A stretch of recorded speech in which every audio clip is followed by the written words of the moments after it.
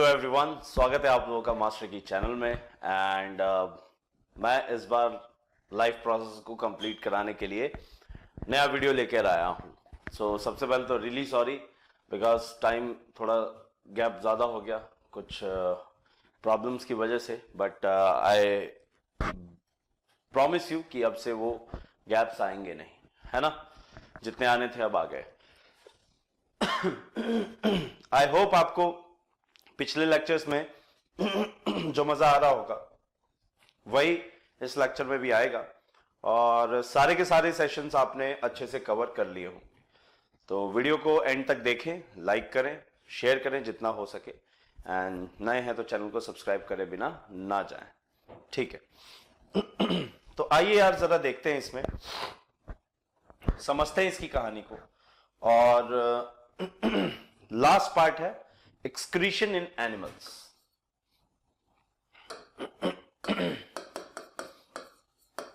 Excretion, अभी हम लोग सिर्फ एक्सक्रीशन की बात कर रहे हैं, एनिमल्स प्लांट्स दोनों में देख लेंगे, है ना। तो अगर हम लोग एक्सक्रीशन की बात करें, प्लीज पार्डन माय थ्रोट, सही है नहीं अभी। चलिए, एक्सक्रीशन की अगर बात करें तो एक्सक्रीशन का मतलब होता है वेस्ट मटेरियल्स को बॉडी से बाहर फेंकना, है ना। टू एक्सक्रीट आउट और to remove the waste products, removal of waste products, ठीक है। The removal of waste products, waste products के रिमूवल की बात हम लोग यहां पे करते हैं कि वेस्ट प्रोडक्ट्स को हटाना है, वेस्ट प्रोडक्ट्स को रिमूव करना है, इसी की बात चलती है, ठीक है। तो वेस्ट प्रोडक्ट्स प्लांट्स में भी डेवलप होते हैं, ऐसा नहीं है कि प्लांट्स में नहीं होते, राइट। जैसे फॉर एग्जांपल अगर मैं बात करूं अगर मैं प्लांट्स की बात करूं तो दो फेज हैं। जैसे कि अगर हम लोग फोटोसिंथेसिस की बात कर लें, जो कि दिन में होता है आपका, इन डे टाइम, और दूसरा आपका होता है नाइट टाइम, जब रेस्पिरेशन चल रहा है वहां पे, है ना। अब देखो, अगर दिन का समय है तो वहां पे फिर ऑक्सीजन एंड वाटर वेपर्स, या हम बोले वाटर मॉलिक्यूल्स, ये रिलीज होंगे, तो ये वेस्ट प्रोडक्ट है, सही। अगर हम लोग नाइट के टाइम की बात करें, रात्रि समय की बात करें, तो वहां पे फिर carbon dioxide plus water vapours, तो ये आपका रिलीज होगा, है ना। तो हमेशा ध्यान रखें, ऑलवेज रिमेंबर दिस, कि प्लांट्स में आपका ये वेस्ट प्रोडक्ट है दिन के समय, ये वेस्ट प्रोडक्ट है रात के समय। तो आपका प्लांट्स में रिमूवल ऑफ वेस्ट कुछ इस तरीके से होता है, और आपको ये मैं बता ही चुका हूं, अच्छे से आपको पता है। और इसको मैं, देखिए यहां पे आई बटन जो होगा उसमें आपको मैंने पूरा का पूरा एक प्लेलिस्ट अपडेट कर दिया जिसमें लाइफ प्रोसेस के पुराने चैप्टर्स हैं। उसमें आप न्यूट्रिशन एंड रेस्पिरेशन को जाके स्पेसिफिकली देखें, आपको और अच्छे से समझ में आ जाएगा। जैसे वहां पे होते हैं आपके लेंटिसेल्स स्टेम्स में, स्टोमेटल ओपनिंग्स, स्टोमेटल पोर्स, वो आपके किस में होते हैं, लीव्स के अंदर। तो वहां से इनका एक्सचेंज होता है दिन के समय, रात्रि समय, है ना। अच्छा, प्लांट्स कुछ ना धीरे धीरे over the period of time अगर आप देखें तो गम भी वहां से कुछ ऐसा चिपचिपा सा स्टिकी पदार्थ रिलीज होता है। आपने स्पेसिफिकली आम के पेड़ों में देखा होगा, ऐसी गोंद गम जो होती है, वो भी वेस्ट प्रोडक्ट ही है उनका, है ना। तो अगर आप ये समझे कि इसके लिए कोई स्पेसिफिक पार्ट की जरूरत है ना, कोई एक स्पेशल बॉडी पार्ट की जरूरत है, जैसे हमारे बॉडी में किडनीज होती हैं, तो नहीं, एज सच कोई खास नहीं है, बिल्कुल नहीं है ना। तो किडनीज वगैरह की यहां पे रिक्वायरमेंट नहीं होती है, या फिर हम बोले स्पेसिफिक बॉडी पार्ट्स की जरूरत नहीं होती, क्योंकि देखो ना, लेंटिसेल्स और स्टोमेटल पोर्स, उन्हीं से आपका पूरा का पूरा काम चल जाता है ना। अच्छा, एक और खास बात कि अगर आप देखें तो कुछ पार्ट्स में, कुछ प्लांट्स में, रूट्स में, जैसे रेफाइड्स होते हैं, RAPHIDES, रेफाइड्स। अब ये रेफाइड्स भी वेस्ट प्रोडक्ट्स हैं, है ना। जैसे वो क्या बोलते हैं उसे, जमीकंद जो होता है मीठा आलू टाइप्स में, है ना, ओल भी बोला जाता है उसे। तो उसके ना जो मेन बॉडी होती है उसमें ऐसे कांटे जैसे स्पाइन जैसे निकले हुए रहते हैं, रेफाइड्स है, वो भी एक वेस्ट प्रोडक्ट ही है। Getting my point? अच्छा, तो प्लांट्स में वेस्ट प्रोडक्ट ये हैं बेसिकली, और इनको रिलीज करने के लिए कोई स्पेसिफिक पार्ट्स की जरूरत है नहीं। लेंटिसेल्स एंड स्टोमेटास के थ्रू ही ये आपके मींस डिफ्यूजन के माध्यम से बाहर निकाल दिए जाएंगे। ठीक है। अगर हम लोग कुछ स्पेसिफिक एनिमल्स की बात करें, जैसे यूनिसेलुलर एनिमल्स, एमीबा की बात कर ले, यूनिसेलुलर ऑर्गेनिज्म है ना, तो एमीबा के अंदर तो आपका सिंपल डिफ्यूजन के माध्यम से ही हो जाएगा यार, वहां तो डिफ्यूजन ही होगा सीधे सीधे, डिफ्यूजन करवाओगे आपका सीधे सीधे रिलीज हो जाएगा by diffusion, right. Single cell है, कोई स्पेसिफिक पार्ट की जरूरत नहीं है, बाय डिफ्यूजन, डिफ्यूजन के माध्यम से सीधा सीधा ये रिलीज हो सकता है। अच्छा, नेक्स्ट आप देखें तो आपके जैसे अर्थवॉर्म्स होते हैं, तो इनमें एक स्पेशल पार्ट होता है नेफ्रीडिलिया, इसके माध्यम से ये रिलीज होते रहते हैं कंटिन्यूअसली, है ना। अब देखो केंचुआ जब चलता है तो फिर उसमें पीछे से मिट्टी वो छोड़ता चला जाता है, heats up and releases out, नेफ्रीडिलिया। एंड नाउ अगर हम लोग ह्यूमंस की बात करें, ह्यूमंस की बात करें तो ह्यूमंस के अंदर kidney is one, kidneys set, या हम बोलें कि किडनी है, यूरेटर है, यूरेथ्रा है एंड अदर आपके पार्ट्स हैं, तो वहां पे ह्यूमंस के अंदर ये बहुत ही ज्यादा इंपॉर्टेंट हो जाता है। खैर, एक और चीज पे अगर आप गौर करें बच्चों, तो यहां पे एक बात आपको समझने की ये है कि यार सोचो, ह्यूमंस के अंदर क्या रेस्पिरेशन नहीं होता है ना, ह्यूमंस के अंदर रेस्पिरेशन होता है ना, तो ह्यूमंस के अंदर भी रेस्पिरेटरी वेस्ट जनरेट होता होगा, और ह्यूमंस का जो रेस्पिरेटरी वेस्ट है वो निकलेगा कहां से? Through lungs. सही बात है, ये कहां से निकलेगा? Through lungs. जो आपका रेस्पिरेटरी वेस्ट है, जिसे हम लोग CO2 carbon dioxide and water बोलते हैं, वाटर वेपर्स, ये कहां से रिलीज होगा? आपका लंग्स के थ्रू। ये हम पढ़ चुके हैं। अगेन वही वो पहले एक आई बटन बताया था, उसी पे फॉलो करिए। देखिए रेस्पिरेशन आपको ह्यूमन बींग्स में बहुत अच्छे से समझाया हुआ है, पार्ट्स से लेके प्रोसेस तक सब कुछ अच्छे से इसमें एक्सप्लेन्ड है। सो जाके उस वीडियो को देखिए प्लीज, है ना। तो हाँ ठीक है, ह्यूमंस में रेस्पिरेटरी वेस्ट जो है स्पेसिफिकली, जैसे कार्बन डाइऑक्साइड हुआ, वाटर वेपर्स हुए, ये सीधे सीधे आपके डिफ्यूजन के माध्यम से मतलब पहुंचाए जाते हैं, लंग्स में पहुंचता है, एंड डिफ्यूजन के माध्यम से लंग्स से फिर वो आपका बाहर एक्सक्रीट आउट कर दिया जाता है। सो ये हुए रेस्पिरेटरी वेस्ट। ओके, बट हमने ये भी पढ़ा है, we have studied this as well, कि हमारी जो बॉडी होती है, हमारी जो ह्यूमन बॉडी है, इसमें ब्लड फ्लो होता रहता है, और ब्लड बहुत सारे सब्सटेंसेस को लेकर ट्रेवल करता है, क्योंकि उसे हर एक प्लेस तक पहुंचाना है, हर एक जगह तक पहुंचाना है इवेंचुअली, है ना। जब उसे हर एक जगह तक पहुंचाना है, तो आप यहां पे देखें, वेस्ट प्रोडक्ट्स को वहां से ब्लड से निकालना जरूरी है, और यही फिल्ट्रेशन का काम कौन करता है? किडनीज। कौन करता है? किडनीज। ठीक है, ये काम कौन करता है? Kidneys, right. सो किडनीज का पर्पस क्या है? What is the purpose of kidneys? कि किडनीज हमेशा हमेशा फिल्टरेशन ऑफ ब्लड का काम करती है ना। They always do the filtration of blood, filtration और प्यूरिफिकेशन ऑफ ब्लड। अब ये कैसे होता है उस पे जरा हम लोग चर्चा कर लें, उस पे जरा बात कर लें कि फिल्टरेशन और प्यूरिफिकेशन को किस तरीके से करवाया जाएगा।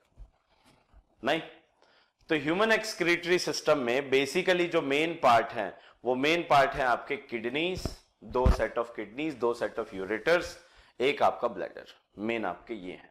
फिर आपका रीनल वेन, रीनल आर्टरी, ये सारे भी अलग अलग छोटे छोटे पार्ट्स आते जाते हैं, बट मेन पार्ट्स में अगर बात करें तो 2 किडनी, 1 सेट ऑफ किडनीज, मतलब 2, एक पेयर, 2 किडनी, हर किडनी से एक एक यूरेटर, और वो यूरेटर फिर पास होता है वो ब्लैडर में आता है, फिर ब्लैडर आपका आगे की तरफ यूरेथ्रा में बढ़ जाता है। तो कुछ ऐसा कंसेप्ट। किडनीज आपकी बेसिकली बीन शेप्ड होती हैं, ऐसे वो देखा होगा ना आपने, बीन्स ऐसी होती है ना, सो कुछ इस शेप में आपकी होती है, ठीक है ना, ओके।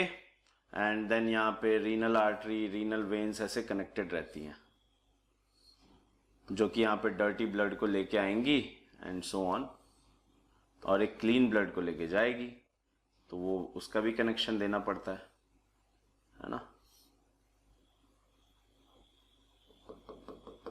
आप समझ जाना, ये पीछे की तरफ है, ये कहना चाह रहे हैं, ठीक है, ऐसी। फिर यहां से आपका यूरेटर होता है, पैसेज है, ट्यूब है, ये जाके आपका मिलता है ब्लैडर में,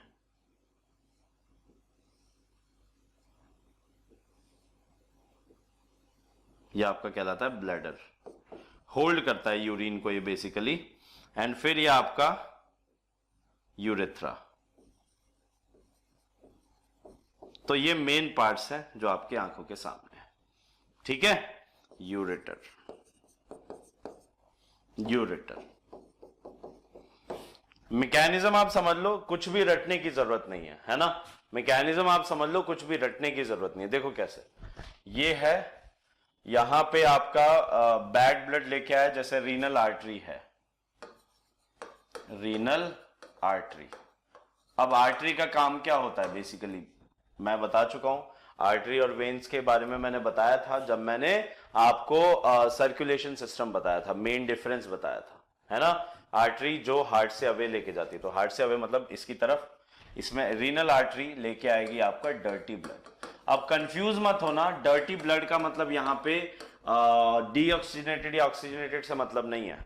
डर्टी ब्लड का मतलब है यहां पे जो अभी फिल्टर नहीं हुआ, है ना, डर्टी ब्लड इसमें आया। और ये है आपका बच्चों रीनल वेन, और ये क्या करती है, क्लीन ब्लड को लेके जाती है। मैकेनिज्म पूरा समझाऊंगा मैं, बट अभी के लिए ये जान लो कि ऐसा हो रहा है, ठीक है। जब ये डर्टी ब्लड को लेके आई तो डर्टी ब्लड में का यहाँ पे फिल्टरेशन हुआ, और यहीं से आपका कनेक्शन दे दिया गया किसको, क्लीन ब्लड को, और ये क्लीन ब्लड बाहर निकल गया। और फिल्ट्रेशन करने के बाद में जो वेस्ट है उसको ब्लैडर तक स्टोर हुआ, ब्लैडर में जाके फिर यूरेथ्रा से जब अर्ज टू यूरिनेट होता है ना, तो वो पास आउट करवा दिया जाएगा, ठीक है। अब हमारी बॉडी जो है वो नाइट्रोजन को सिंथेसाइज नहीं कर सकती, नाइट्रोजन प्रोडक्ट्स को सिंथेसाइज नहीं कर सकती। उनमें से भी मेनली होता है आपका यूरिया, तो यूरिया का सिंथेसिस हमारी बॉडी नहीं कर सकती है। दैट इज वाई उसको प्रोसेस भी नहीं कर सकती। सो दैट इज वाई वो हमारे लिए वेस्ट है ना। तो वेस्ट है और उसको बाहर निकाल दिया जाता है, that is your through urine. So urine is derived from the word urea, okay. So urine के थ्रू उसे, जिसे हिंदी में पेशाब बोलते हैं, सो यूरिन के थ्रू उसे बाहर निकाल दिया जाता है हमारी बॉडी से, ठीक है, ओके। अब बात आती है कि सर ये मैकेनिज्म तो पता चल गया, इसके अंदर की कहानी देख लें कि इसके अंदर क्या हो रहा है, कैसे फिल्टरेशन हो रहा है। तो उसके लिए देखो, मैं आप लोगों के लिए एक डायग्राम लेके आया हूं, ठीक है। इस डायग्राम को जरा समझिए और आपको सारी कहानी क्रिस्टल क्लियर हो जाएगी। देखिए, ये जो है, जैसे अगर मैं बात करूं, देखना ध्यान से, ये आपको एक सी शेप्ड ऑब्जेक्ट मिल रहा होगा, सी शेप मिल रही होगी, और यहां पे ऐसा एक नेटवर्क मिल रहा होगा जाले टाइप में। इसी को हम लोग बोलते हैं बाउमेन्स कैप्सूल। क्या बोलते हैं, बाउमेन्स कैप्सूल। तो बाउमेन्स कैप्सूल क्या है, ये आपका एक सी शेप्ड या अर्धचंद्राकार एक शेप है ना, जिसमें आपका एक नेट लगा हुआ है और फिर वो फर्दर ट्यूब्यूल से कनेक्टेड है। तो tubule plus this is known as Bowman's capsule. Bowman's capsule में क्या क्या आएगा, ये आपका C shaped thing, glomerulus, this again and plus your tubules, ठीक है। मैंने आपको बताया था कि डर्टी ब्लड आपका आएगा। सो डर्टी ब्लड आपका आया रीनल आर्टरी के थ्रू, है ना, उसको पास कराया गया यहां से, कहां से, इस ग्लोमेरुलस से। ग्लोमेरुलस से पास हुआ, फिर आगे इस तरीके से चलता चला गया। आगे क्या हो रहा है उसमें बात करते हैं। अब जब ये आपका फिल्टर हुआ, मतलब यहां से जब इसके कांटेक्ट में आया तो यहां पे क्या ओपनिंग बहुत ही मतलब माइन्यूट है, ओपनिंग माइन्यूट है, छानना है ना एक तरीके से, फिल्टर करना है तो ओपनिंग कम और ज्यादा करके आप ऐसा कर सकते हो, तो ओपनिंग कम है। अब यहां से क्या होगा, इस जगह से आपका ग्लूकोज, अमीनो एसिड्स और ये सारी चीजें आपकी यहां से कुछ आ गई, है ना, बाकी आपका फिल्टर होके ब्लड यहां से जा रहा है। अब इसके कांटेक्ट में ये वाली जो ट्यूब है इसके कांटेक्ट में जब आया तो यहां पे जो कुछ छोटा मोटा भी अगर ग्लूकोज हुआ, अमीनो एसिड्स हुआ, प्रोटीन्स हुए, साल्ट्स हुए, वो अगर कुछ यहां पे आ चुके हैं, इस ट्यूब्यूल के थ्रू इसमें आ चुके हैं इस यू शेप्ड में, तो वो वापस से ब्लड में रीअब्सॉर्ब हो जाएंगे। और वो ब्लड तो यहां से ट्रेवल कर रहा है, इसके थ्रू ट्रेवल कर रहा है, ये देखो, ये यहां से आया ना, ये इसके थ्रू, इसको समझ लो, ये इसके थ्रू ट्रेवल कर रहा है, ये इसके पीछे है तो इसलिए बताया नहीं, तो इसके थ्रू ट्रेवल कर रहा है, देखो यहां से ये ब्लड ट्रेवल कर रहा है, सही है, ये ब्लड ट्रेवल कर रहा है, देखो ये ब्लड ट्रेवल कर रहा है, ठीक है बच्चों, और क्लीन होके निकल गया। अब क्या हो रहा है कि यहां से तो हमको मतलब ओपनिंग के अनुसार, ओपनिंग कुछ है यहां पे, है ना, तो यहां पे क्या है, इस वाले की आपकी ओपनिंग पतली है, इस वाले की ओपनिंग है ज्यादा, तो यहां पे क्या होगा, यूरिया आ जाएगा, फिल्ट्रेट, जिसे जो आपका बड़ा साइज है, और हो सकता है उसके साथ साथ कुछ आपका ग्लूकोज और अमीनो एसिड्स भी आ जाए और साल्ट्स आ जाए, तो साल्ट्स वापस से रीअब्सॉर्ब हो जाएंगे ब्लड में, ठीक है, क्योंकि उसकी सॉल्युबिलिटी ज्यादा है ब्लड में वो डिसॉल्व ज्यादा होना चाहता है, सो वो आपका रीअब्सॉर्ब कर लिए जाएंगे, और रीअब्सॉर्ब करने के बाद में जो ब्लड है, ये जो मैंने येलो से दिखाया, ये आपका बाहर निकल जाएगा, क्लीन ब्लड रीनल वेन के थ्रू उसे बाहर फेंक देंगे, ठीक है। अब इस ट्यूब्यूल से आपका बचा क्या, सिर्फ और सिर्फ यूरिया, वो यूरिया फिर आपका some water, some salts and all urea, ठीक है, ये यूरिन बना, और ये यूरिन आपका ट्यूब्यूल्स में कनेक्ट हुआ, ठीक है, और यहां से अलग अलग ब्रांचेस से और भी बहुत सारा ऐसा ही सेम प्रोसेस होके निकल रहा होगा, है ना, नेफ्रॉन्स बोलते हैं इसको, इस पूरे को, तो नेफ्रॉन एक यूनिट है, तो ऐसी मिलियंस ऑफ यूनिट्स हैं हमारी किडनीज के अंदर, सो दैट्स व्हाई फिर ये सारी कलेक्ट होती है और यूरेटर में आ जाती है, फिर यूरेटर से आपका ब्लैडर से यूरेथ्रा, खत्म बात, बहुत सिंपल प्रोसीजर है, बहुत सिंपल, सिंगल पास आपका ये फिल्ट्रेशन प्रोसेस की तरह है ना। तो यहां पे आपका वापस सुन लीजिए, यहां से आप जब आपका डर्टी ब्लड आया, इसके कांटेक्ट में है, यहां पे ओपनिंग्स है, पास हुआ, पास होके फिर यहां पे ब्लड कैपिलरीज होती हैं, तो जो आपका ग्लूकोज या काम का अमीनो एसिड्स एंड सॉल्ट्स आपके आ गए हैं, तो ताकि वो ब्लड में वापस चले जाएं, है ना, रीअब्सॉर्ब हो जाए, और सिर्फ यूरिया और कुछ सॉल्ट्स छोटे मोटे, और आपका ब्लड जो है वो कलेक्ट होकर यूरिन के फॉर्म में पास हो। किडनीज का जो प्लेसमेंट होता है वो बैक साइड में यहां पे होता है, राइट, इस तरफ होता है। अच्छा, और इसकी जो बेसिक यूनिट है, क्लीनिंग यूनिट है जिसकी हम बात करें, तो वो आपकी नेफ्रॉन होती है ना, दैट इज योर नेफ्रॉन।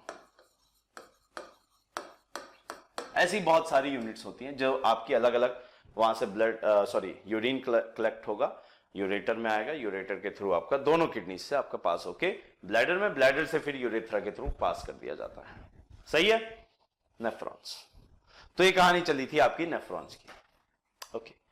अब कई बार क्या होता है, किडनी का टोटल फेलियर हो जाता है, मतलब किडनी जो है वो फिल्टर कर पाने में या क्लीनिंग ऑफ ब्लड कर पाने में सक्षम नहीं होती, फेल कर जाती है, तो उस केस में क्या होगा कि ब्लड ग्रुप मैच करो, जिस पर, जैसे मान लो मेरी खराब हो गई है ना, तो ब्लड ग्रुप अपन मैच करेंगे मेरा किसी ऐसे डोनर के साथ में जो देने का इच्छुक है, क्योंकि ह्यूमन बॉडी एक किडनी से भी काम चल सकता है, कोई दिक्कत नहीं है, आराम से चल सकता है, बस उछल कूद और ये सब हैवी मूवमेंट्स आपके रेस्ट्रिक्ट हो जाते हैं, बट काम चल सकता है, जीवन एकदम यापन हो सकता है।